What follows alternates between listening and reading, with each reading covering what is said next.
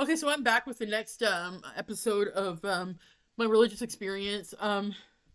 So my religious experience was I left off with law of the conservation of matter thing. I left off with where I was talking about like I would have sometimes like religious and spiritual discussions with my father when I was like 13 or 14 or 12 or whatever. Other times too, I remember I totally almost had a breakdown when I was 17. Um, there were disasters in the world and stuff starting and everything, and it was like, just and then it was like, I was just thinking about like, how do we, survive it all, and I was looking at, how to survive disasters on the internet and everything, and then I was just like, oh no, we can't, we're gonna die anyway. That almost made me have a breakdown. I was just discussing it with my dad, and he's like, yeah, well, eventually we'd have to get off the planet, and we can't live forever. Eventually we'd have to get off the planet because something would happen to it, or eventually, we'd run out of space in our head, like to put all our memories, so something would have to happen. So like I'm just thinking, oh God, what do I do? What do I do? Oh my God! And he's like, yeah, you're having to come to terms with your own mortality, huh? And then I'm just thinking, but what is the soul made of? How do we get saved? And they just went from there, and it was like my brain like broke that day or something, where one day I didn't believe in an afterlife, and I was trying anything, and I told myself I'm not going to die. I'm going to live forever. I'm going to do everything I can to like survive every disaster, learn how, blah blah blah. It was kind of not a manic episode, but just a deep denial episode where I didn't know what to do. I didn't know, I didn't really wasn't equipped to know what to do, because how could I wasn't even equipped to really know what was happening or what. So I was just like in denial, thinking maybe I could circumvent it somehow. So I was thinking, okay, I was to the point where I was like, okay, well, I'm going to like memorize all this stuff on how to survive disasters, and I was designing this like bunker house, for like whatever kids I would have and whatever family I would have like in the future, and designing all kinds of places to hide, and places to I don't know. But like I was also like trying to like doing things um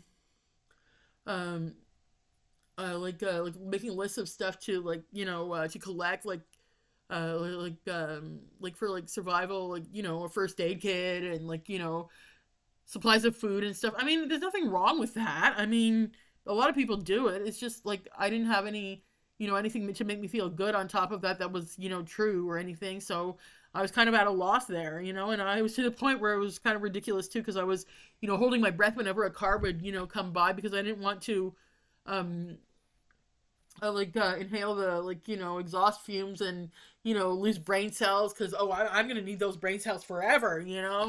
I mean, literally, I was like literally meaning it, literally. So like, and then that day when I just realized, oh yeah, that's not realistic. You are going to die someday, and it was just like okay, what is the soul made of? And it's a good thing that we had this conversation.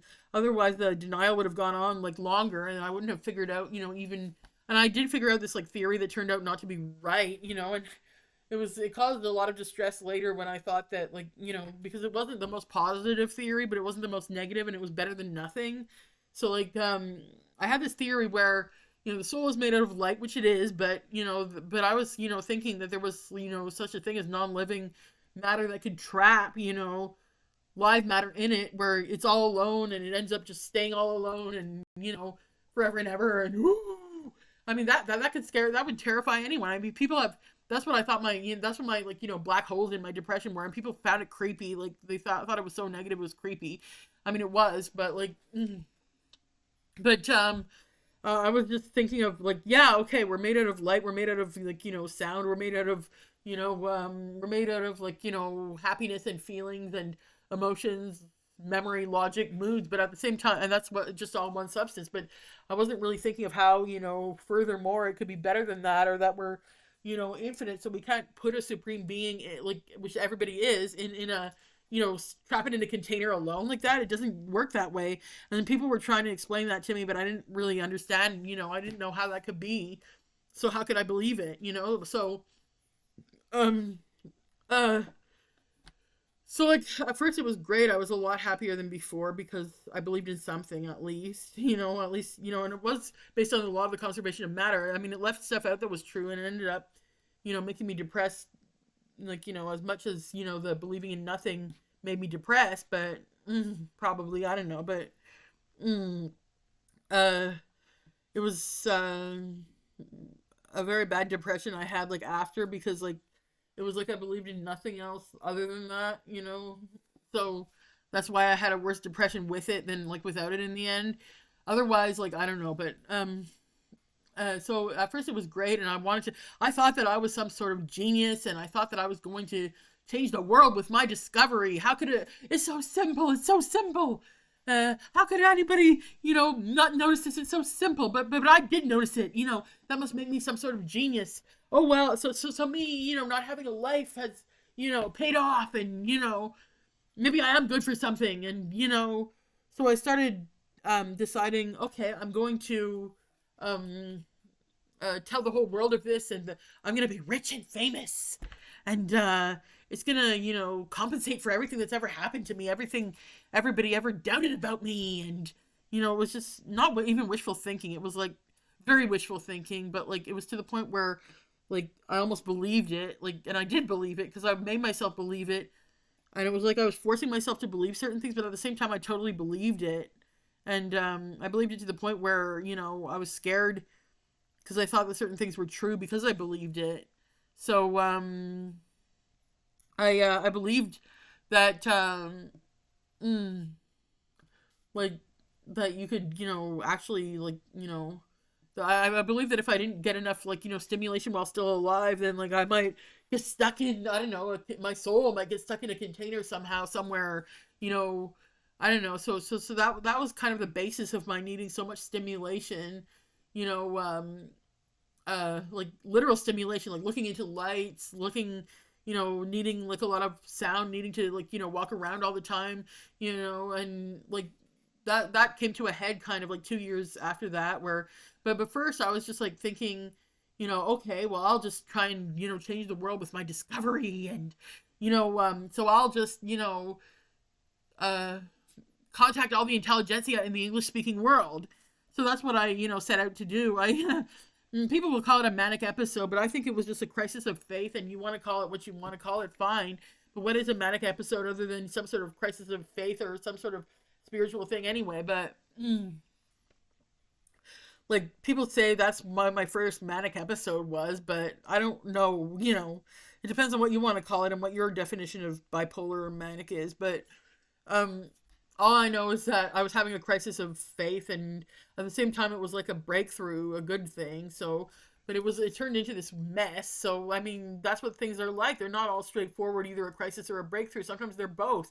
Things are messy and they're not supposed to be all, in a box, So we need to stop thinking that there's something wrong with someone when they're having a mixed episode.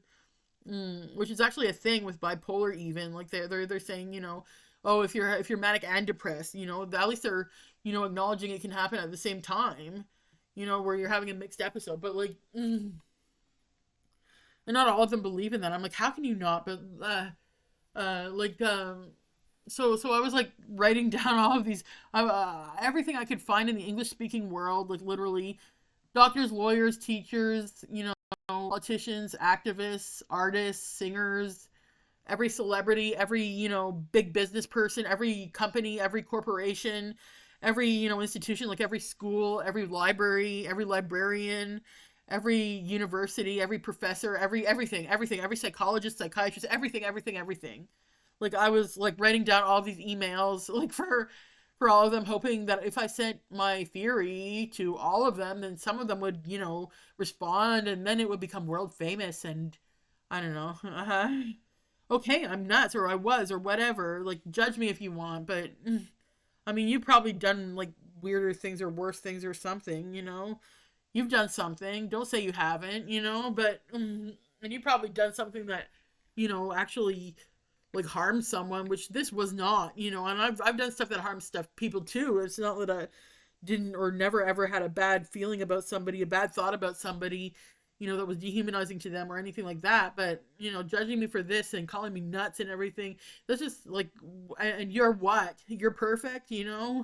But, um, and then like, so like, I remember later, like, I would just, I was creating this long list of every email I could possibly, and I was looking in the newspapers and like for like all kinds of newspapers, magazines for all kinds of like names of corporations and companies and brand names for that I might find the name of the company of, and looking in the stores at all the brand names, writing them down so that I could find out what company to email, and looking at like I was one of those like nerdy like wannabe genius type of bipolars that like would do something like that. So like I was one of those ones that wanted to, thought they were changing the world, thought they were gonna, I mean, yeah, it was grandiose, but and that doesn't mean that everything I do now or anything I do now is like grandiose like people are thinking. It's not that I think I'm better than anyone. Like back then I was hoping I was overcompensating. I was hoping that I would be, I don't know, somehow smarter than some people, as some sort of like payback for them treating me like I was less than them. I mean, that's not what's going on now. I'm not one of those like people that wants to be better than anybody now. I mean, honestly, I understand your, concern if you're, wondering or, not believing me, because I mean, why would you believe me? I mean, you don't, need to believe me because, you have the right to not, but I just want to reassure you and me, like, well, I want to reassure you and defend myself that, I'm not like, believe, I'm not one of those people that thinks they're better than anyone or that anyone is better than anyone or worse than anyone or less than anyone. Because it's disgusting to dehumanize others, to say you're better than someone, to say others are less than you. No matter what they have done to you or anybody has done to you or whatever. So, but like I was just like reacting at that point. I wasn't thinking. And I'm not going to use being 17 as an excuse. It's just I was reacting. I mean, reasons aren't excuses. But they're reasons and they're still important. They still need to be said, so that nobody gets dehumanized, not so that nobody, gets consequences, gets, whatever they deserve for, believing, others are less than them or whatever, or even doing something to someone, but I'm not saying, I'm trying to get some sort of free pass for anything, but like, anyway, like it all led to like, me doing some desperate, stupid stuff just to, hoping to like, make money to spread my theory more. And I'll get into that later, but, then I just crashed when it all just like kind of blew up in my face or kind of crashed or fizzled out or whatever. And, I was looking at one point at L'Actualité magazines for, every, person mentioned in the magazine. Oh, okay, every journalist, everybody, I would just write down, hoping to contact them. Maybe they'd be the person that would latch onto my, I don't know, idea or whatever. And probably going to be more than one. And if they all hear about it, then they'll all have to start talking anyway. And then they'll be forced to, acknowledge my existence and its existence or whatever. And I really did think I was helping people though. Like I really did think I was, I don't know, changing the world, saving the world, whatever I was doing. And whatever I was thinking I was doing. And well, I mean, it's better than like wanting to destroy the world, right? But at the same time, it destroys the world when you're thinking that you're saving the world and that everybody who isn't trying to save the world is somehow lesser than you. And that's what I learned the hard way when when I was one of those people that just didn't get their shit enough together to save the world. And then I felt like people were judging me for it, like for not trying hard enough to save the world, not trying hard enough to make a difference. And then I realized, like, hey, people are not lesser because they're not saving the world. What are you saving? If you're saving, are you saving a hierarchy in that case? Like, what are you trying to save if you're saving the world and you think you're better because you're saving the world? Like, are you, you're just saving a hierarchy. You're just saving a kingdom rather than I won't say commune, but I'll say like an equality kind of atmosphere where everybody has a voice and all that. But one second. But like but it's just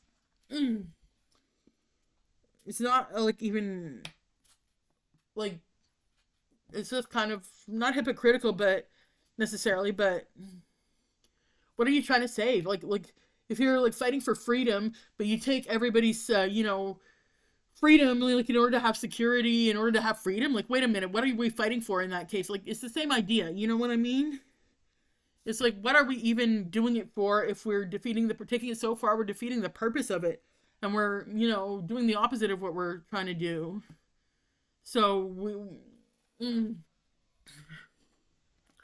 it's like, trying to help someone to the point where you're hurting them, or, because you're doing it without their consent, or like you're trying to, get even for someone to the point where, the whole world gets sucked into it, and then, where's the justice? A whole eye for the eye makes the whole world blind thing that my husband, brings up and all that. And I heard that somewhere else too, I think in high school, but because like eventually, I poke you in the eye, and then poke me back in the eye, and then I poke you in the eye, and then we're both blind, so like but like, and or like another, version of that being, I hit you and you sue me, I shoot you, get locked up, who, me? In that, Dead and Gone song by whoever it was it was two people that, sang it. But uh but like uh anyway, I was just thinking of what was I even like originally talking about? Yeah, I was originally talking about just my religious experiences. I was originally talking about my religious experiences, um, um, and I left off where like with my theory, and how the fallout from that, and how it led to a deep depression where I had to like actually go on like antidepressants for that, like in 2007. And that kind of was the beginning of me being like, in the psychiatric system, where like, seeing strength in that. Because like before that, I didn't even know like the difference between a psychiatrist and a psychologist. But like anyway, that's another story. But um, other religious experiences, I'd say, because I went to a few churches, the usual. In like 2005, 2006, I went to like a United Church, a Wesleyan church, a Catholic church, just like for a few like, services each, just for fun. I mean, like both me and my mom wanted to go, and then once somebody else came with us or something, and we talked to a few people there, and it was great. I mean, and I would actually like take part in the discussions in that, where we normally wouldn't even have discussions, like in the church, service, and then I would just shout out like, comments. And the minister's wife actually really loved that. That was at the United Church, because I really did want to have discussions. I really did want to, I was a bit of a heckler, and I kind of regret that, but I really did want to have discussions, like, and like, learn more about spirituality, and I was desperate in that. So mm, I really did. And like I wanted to, and I just wished that I could believe it more, but I only wanted to believe it if it was true. And I wanted it to be true though, but yet I wanted it to make sense. Because if it doesn't make sense, then what do we have? We don't have any standards. We don't even have any safety or security if it doesn't make sense. And it's not the truth if it doesn't make sense anyway. So like, you know. Anyway, where was I? Where I was just talking about um I was talking about like yeah, different churches I went to. And then there was one in British Columbia that I went to a lot later, and it was a Mennonite church. And the people there were really nice, and there were some like, kind of skeptical, of me because I was kind of weird, whatever. But like nobody really, cared like about that. And really, I mean, but I didn't really get too involved. Maybe tried to do a little bit, and then just didn't, because I don't know, had a bit of a breakdown regarding other stuff involving my ex, and that was a whole other can of worms. But then there was like another 1 second. Mm, but like yeah, about then there was a I've never actually been to a Unitarian Universalist like church, but I want to. I keep meaning to go, and then like COVID happened and everything was closed, and then, I kept meaning to go later, but then it was too out of the way, and I was doing other stuff, trying to write my, stories and stuff. Ironically, about spirituality, maybe it would have given me some ideas to actually, go, but mm, I don't know. I mean, I just wanted to get out what I needed to say, and felt like anything else was a distraction in life, even, and just writing about it all the time. But then writing, all the time just makes you nuts, because then you're not doing anything else. And I didn't really realize that. I thought I could somehow circumvent it just by hurrying up and finishing it. But then, I didn't hurry up and finish it because I had writer's block, because I was understimulated because I wasn't doing anything else. So that just kind of wasn't even feasible, but I didn't realize it. I mean, I was trying my best, in life at the time, because how could I know better? How could I, I was just reacting at that point, just trying to finish my stuff, because I just wanted to, I kind of felt like I wasn't even enough of a good person, or enough of a person, unless I finished my stuff. It's like, almost like, I got kind of raised and educated and socialized to believe that if my life didn't become some sort of international incident, then I wasn't worthy of life. Like, it was sick. I mean, I'm sorry. I know, I know it's not true now, but like, and I didn't even consciously realize that's what I was thinking. But like, sometimes I kind of believe that if you weren't some sort of controversial figure, then you weren't doing it right. You weren't trying hard enough, and like, if you're not struggling and suffering, then you're not trying hard enough. And if you're not, making a big dent, then you're not, like, in some sort of way like that, then you're not trying hard enough, rather than just making a dent just by existing, which everybody does. And I underestimated that. I underestimated making a dent just by existing. People just existing around their family and friends, their loved ones, and making a dent that way, and letting the ripple effect, do the work for them, in a way. And, I underestimated that whole process, that whole thing, that whole idea, and dehumanized it, actually, because I was basically taught to, venerate the people that were famous. And I mean, we get taught this in this society, to venerate the people that, and dehumanize everybody else in the process, unfortunately, because what are the rest of us? Chopped liver, but what's everybody else? Chopped liver. And it's like we're taught to like worship people who, um, whom everybody knows about, but then they get, like, put on a pedestal, and then they get, devalued when they're not perfect, and that's not fun at all for them.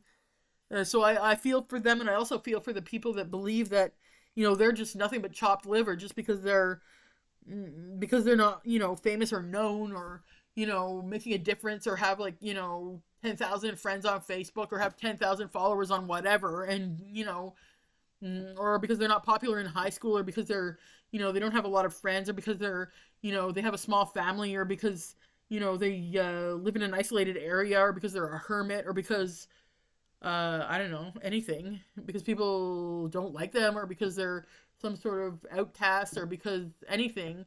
And then the ones that become famous outcasts, it's like, okay, like, you have to be famous in order to, be, if you're an outcast, then you have to be famous in order to be worthy of life. Otherwise, you're just a loser or something. Like, I mean, that's ridiculous.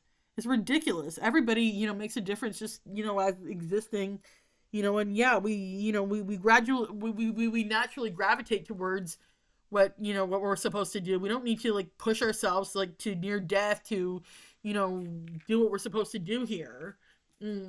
We will gravitate towards what our calling is. Like, we don't need to push ourselves to near death. Like I said, like, we don't need to, I don't know, like, want it to be a certain way, force it to be a certain way, force a certain method, force it to be a certain way. It's going to be what it's supposed to be. And, like, it doesn't mean don't try, because if we're naturally gravitated towards trying, then we should be trying. But if we're just pushing it, and it feels fake, and it feels like it feels artificial, then, like, no, there's something wrong here. It doesn't feel right. And we have to, like, that's our intuition, about that, and we have to trust that. Because, I mean, it's right. It's not stupid. It's right. But anyway, I'm going off on another, like, ridiculous tangent. Maybe it's not ridiculous, and it's necessary to say this, but maybe I'm not saying it in the right place, I don't know, or the right time, but, I'll, I guess, mention it in the title of this this video so that, people know what they're getting into, so they don't blame me for, oh, you stole like half an hour of my life by, showing me this thing and not telling me that it was about this or whatever. So I'll just mention, I'll mention like what it's about so that people know what they're getting into, I guess, before, you know, wasting their time with it, I guess. I don't know.